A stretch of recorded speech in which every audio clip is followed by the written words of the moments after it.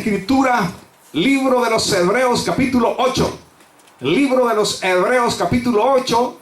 Vamos a leer los primeros versículos. Pongámonos de pie para una mayor reverencia a la palabra del Señor.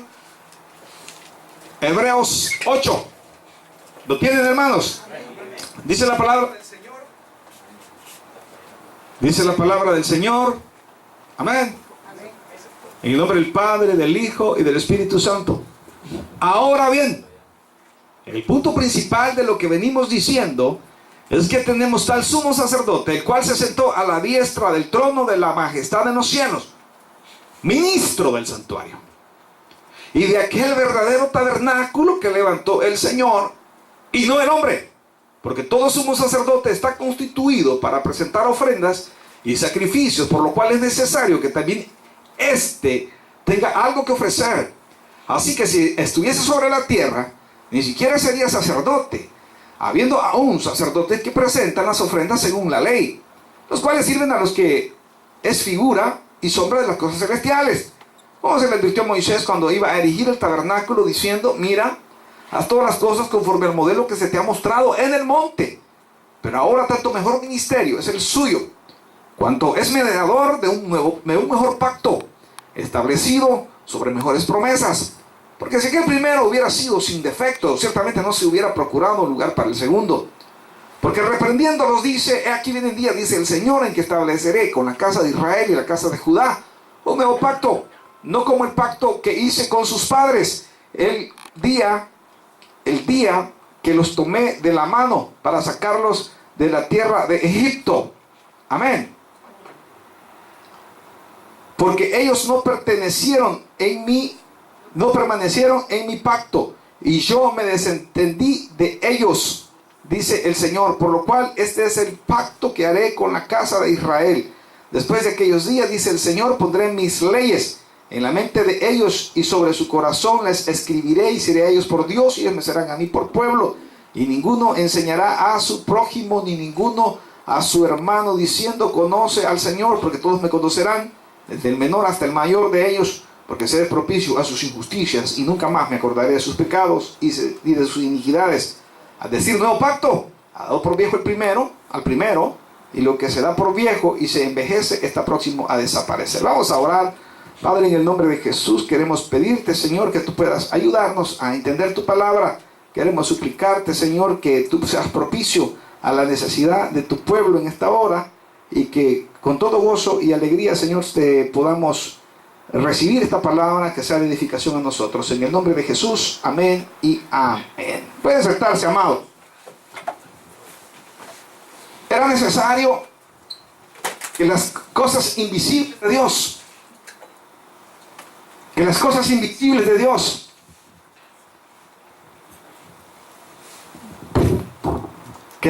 invisibles de Dios pudieran ser entendidas por medio de las cosas creadas. Nosotros pertenecemos a otras dimensiones. Hablábamos el domingo en la tarde de que ningún ser humano puede llevársela de sabelotodo delante de Dios, a causa de que nosotros hemos sido hechos finitos, hemos sido hechos débiles, hemos sido hechos incompetentes. Ningún hombre lo sabe todo. Ningún hombre lo sabe todo. Y todavía cometemos la osadía de juzgar a Dios, que es el creador del cielo, de la tierra, de todo lo que existe, del universo. Todavía tenemos la osadía. Estamos llenos de orgullo, estamos llenos de soberbia, que todavía nos atrevemos a desafiar a Dios cuando ni siquiera entendemos las cosas más simples y sencillas. Y Cristo nos dijo a nosotros: ¿quién de ustedes, por tanto que se afane, podrá agregarle un codo a su estatura? ¿Quién de ustedes? ¿O quién de ustedes le puede cambiar el color a un cabello? ¿Quién de ustedes? A ver, ¿quién de ustedes puede evitar las canas? Eso es lo que estaba diciendo el Señor ahí verdaderamente. ¿Quién de ustedes puede evitar las canas? Os digo, dice, que ni siquiera Salomón, con toda la gloria que tuvo, de hombre, gloria de hombre, con todo el poder, se ha podido vestir, dijo, como se visten los líderes del campo, con toda la gloria y magnificencia de Dios. Entonces, como nosotros pertenecemos a otras dimensiones donde Dios nos ha hecho limitados para que nosotros pensemos en esas otras dimensiones, dimensiones que existen allá fuera del espacio, fuera de los tiempos, fuera del tiempo, fuera del universo. El Señor trata de hacer una conexión entre nuestra naturaleza humana y en nuestra contaminación por el pecado. El Señor ha creado, dice el libro de los Hebreos, que el Señor amó su creación, amó al hombre, que le creó un plan de redención al hombre. No fue así con los santos ángeles. A los santos ángeles no les dio la oportunidad, sino que los desterró, dice, los encerró en prisiones eternas. Sin embargo, a nosotros el Señor nos da la oportunidad de que nosotros podamos regresar a Él. Y Él crea un plan de redención para el hombre, pero lo crea de tal manera que nosotros podamos entender, que nosotros a través de nuestra mente finita, a través de lo poco que somos, a través de lo poco que entendemos, a través de nuestra incapacidad, Dios permite que entendamos el pensamiento. A través del pensamiento entendamos el plan maravilloso que Él gestó allá en la eternidad. Y nos dice, miren señores, yo he dado órdenes de hombres. Yo he establecido sacerdocio entre los hombres para que estos hombres presenten ofrendas por el pueblo y que presenten ofrendas por sí mismos para que los pecados sean cubiertos. Pero ante la ineficacia de esta ley que yo les he dado, donde el hombre no puede ser perfecto, es necesario que se manifieste un sacerdocio diferente, que ni tenga genealogía, que este sacerdote ni tenga padre ni madre, que sea alejado de los hombres y que sea hecho tan sublime como los cielos.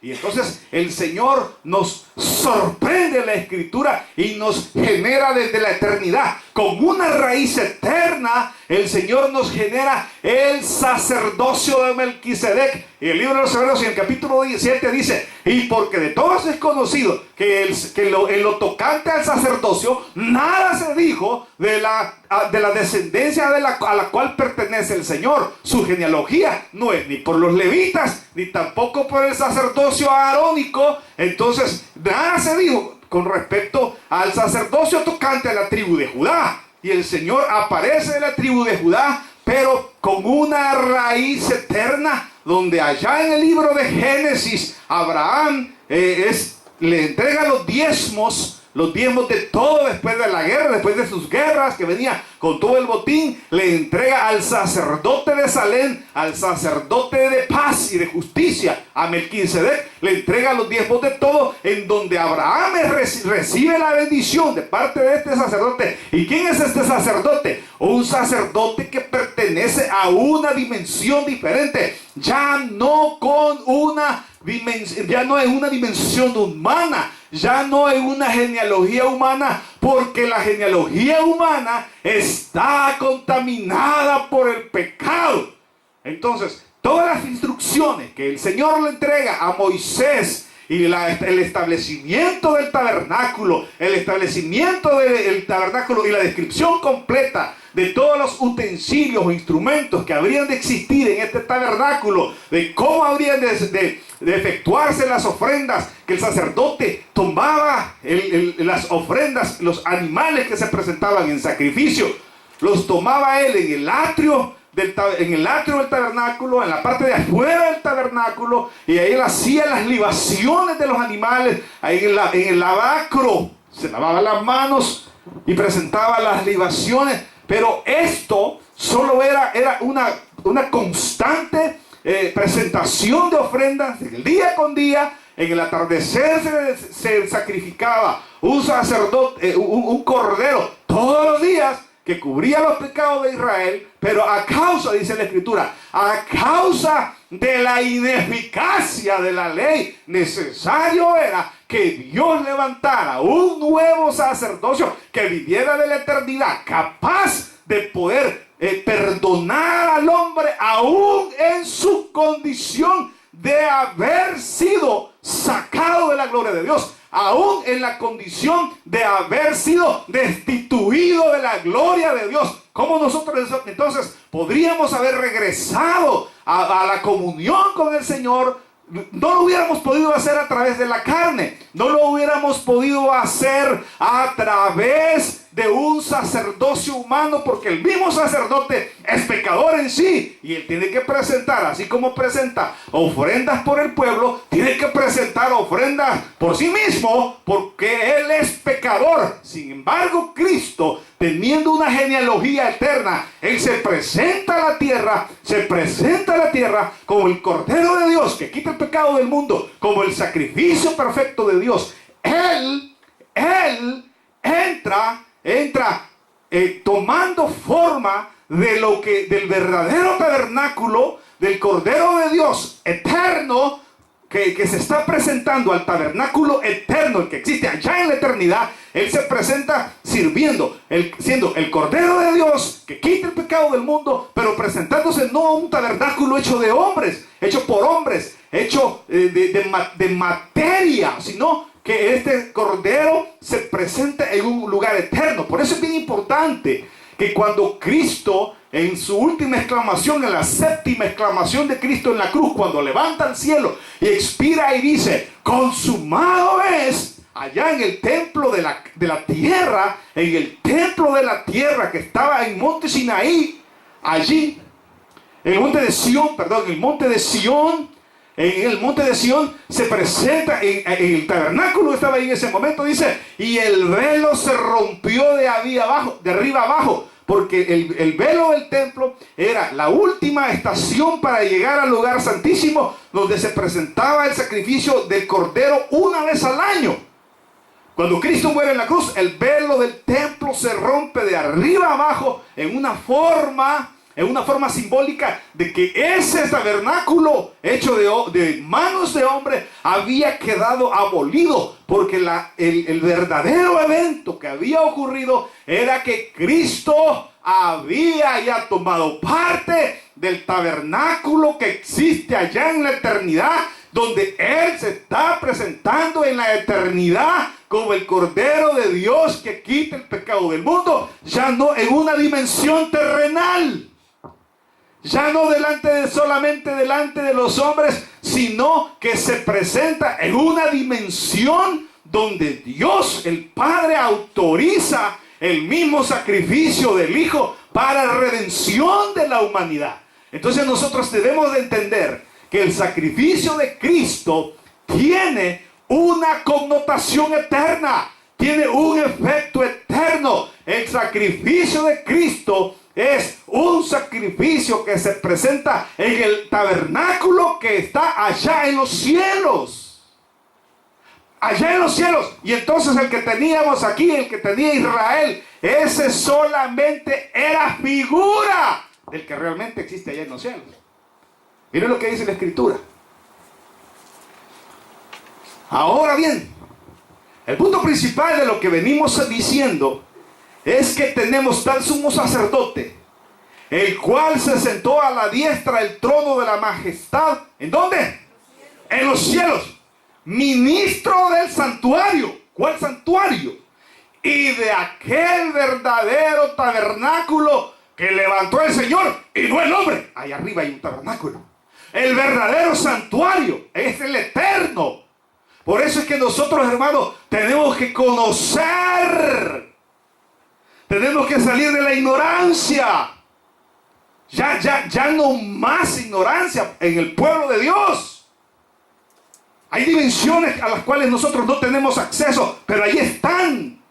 Aquí la Escritura nos está diciendo. Nos lo está diciendo claramente. Ministro del santuario y de aquel verdadero tabernáculo que levantó el Señor y no el hombre. Porque todo sumo sacerdote está constituido para presentar ofrendas y sacrificios, por lo cual es necesario que también éste tenga algo que ofrecer, porque es pecador, porque está contaminado. Así que si estuviese sobre la tierra, ni siquiera sería sacerdote. Hablando de Cristo, habiendo aún sacerdotes que presentan las ofrendas según la ley. Ese es el hombre, el contaminado. Ese tiene que continuar presentando ofrendas continuamente, una y otra vez, hasta la muerte. Y aún hasta la muerte, esos pecados no son quitados, simplemente son cubiertos en promesa. 5, y clave, no se le olvide, subrayo, los cuales sirven a lo que es figura y sombra de las cosas celestiales, como se le advirtió a Moisés.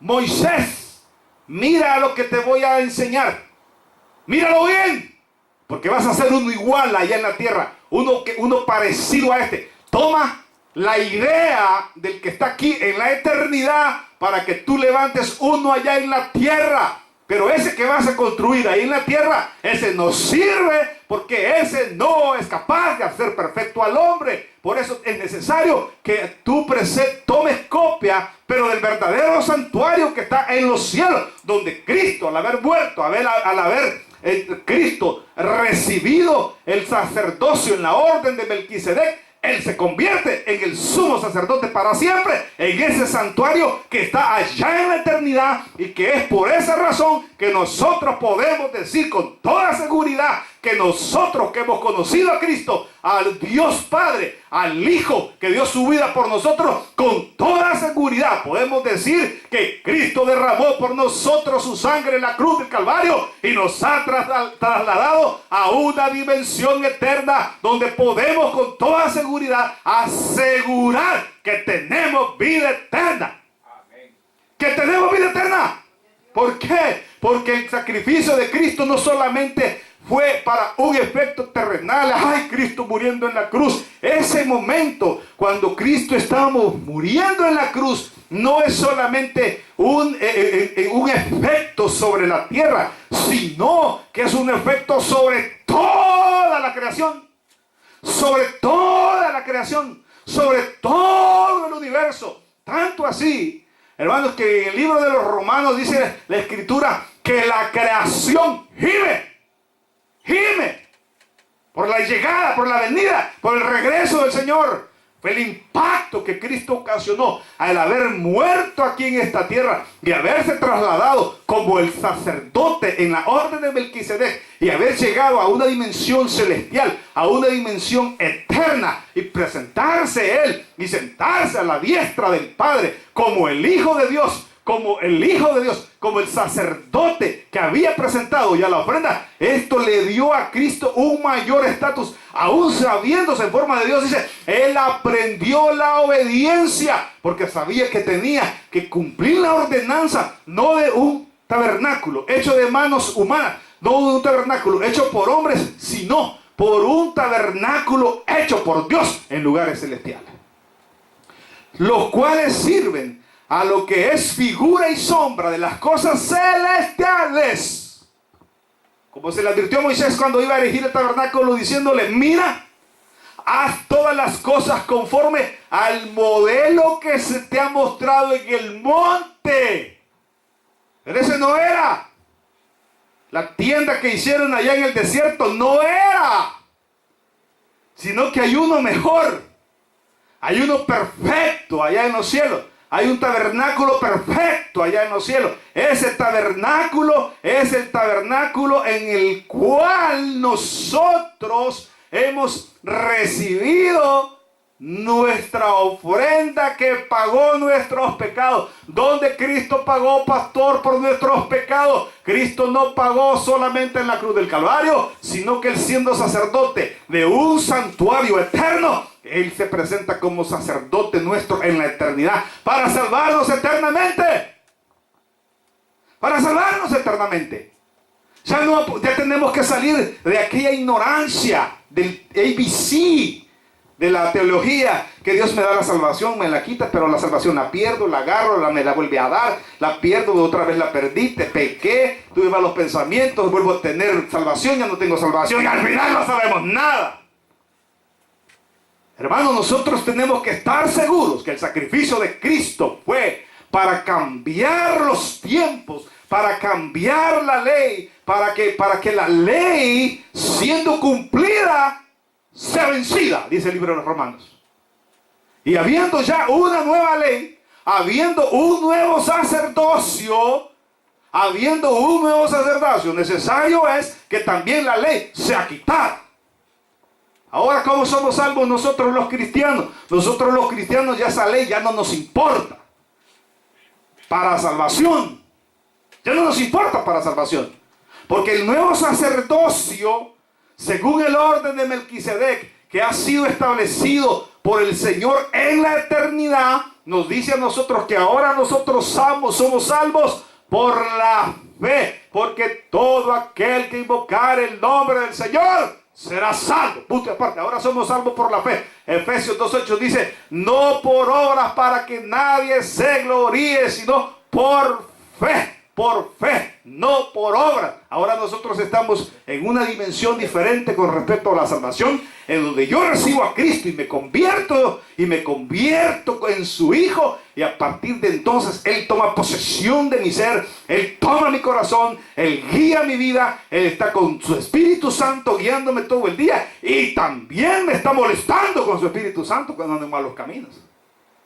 Si yo soy hijo de Dios, también el Espíritu Santo viene y empieza a puyarme las costillas. ¡Ay, Manuel Villegas! Ya te dije que no. Aleluya. Amén. Cuando nos convertimos, ahora estamos en una dimensión diferente. La salvación a la cual nosotros pertenecemos ya no pertenece a dimensiones terrenales. Ya no pertenece a esta tierra. Nuestra salvación pertenece, dice Moisés, toma nota. Escribe, que no se te olvide lo que estás viendo del tabernáculo celestial. Toma nota para que escribiendo todo lo que estás viendo, vaya, se hagas uno ahí abajo. Pero que nada más aquel es un modelo, una maqueta del que realmente existe allá en los cielos, donde Cristo es el sumo sacerdote, según el orden del Melquisedec, donde Él se convirtió en ese sumo sacerdote, sin padre, sin madre, sin genealogía, alejado del pecado y hecho más sublime que los cielos. ¿Para qué? Para que nosotros tengamos un sumo sacerdote en el cual nosotros podemos hoy confiar libremente. Yo confío en el sumo sacerdote, el cual, dice la Escritura, no deja de compadecerse de nosotros, porque Él mismo fue tentado en todo. Porque no tenemos un sumo sacerdote que no pueda tener compasión por nosotros, porque Él mismo en la carne sufrió todas las tentaciones. Él sabe tener compasión de mí. Ese es un sumo sacerdote nuevo. Ahora yo no soy juzgado por la ley. Ahora yo tengo un sumo sacerdote en donde si yo peco, donde si pecáremos, abogado tenemos para con el Padre, a Jesucristo, el justo. Amén. Entonces, mira, haz todas las cosas conforme al modelo que se te ha mostrado en el monte. Pero ahora, 6, tanto mejor ministerio es el suyo, cuanto es mediador de un mejor pacto establecido para mejores promesas. Señores, ha cambiado la ley. Ha sido quitada. La ley es para el cristiano bendición. ¿Cómo, pastor? Pero la ley es hecha maldición para el que no ha creído. Pero para el creyente la ley es bendición. ¿Por qué? Porque si usted anda correctamente delante del Señor, usted recibe del Antiguo Testamento la promesa de la bendición de Génesis 12:3, y serán benditas en ti todas las familias de la tierra. Recibimos la bendición de Abraham, de Isaac y de Jacob, y ahora nosotros podemos decir: yo soy simiente de Abraham. La prosperidad prometida a Abraham es mía.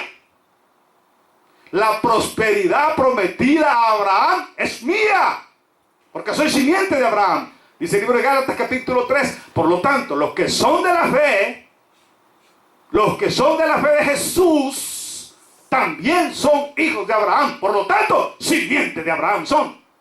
Amén. Somos simiente de Abraham. Y nosotros ahora tenemos la bendición. La ley es una bendición para nosotros, porque ya no somos juzgados por la ley, sino recibimos la promesa de la ley en bendición. Versículo 6.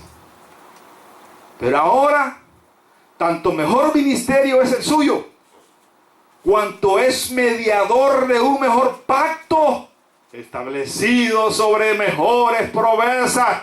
Ya no hay muerte, sino que solo bendición en esta dimensión eterna celestial, allá, en el verdadero tabernáculo.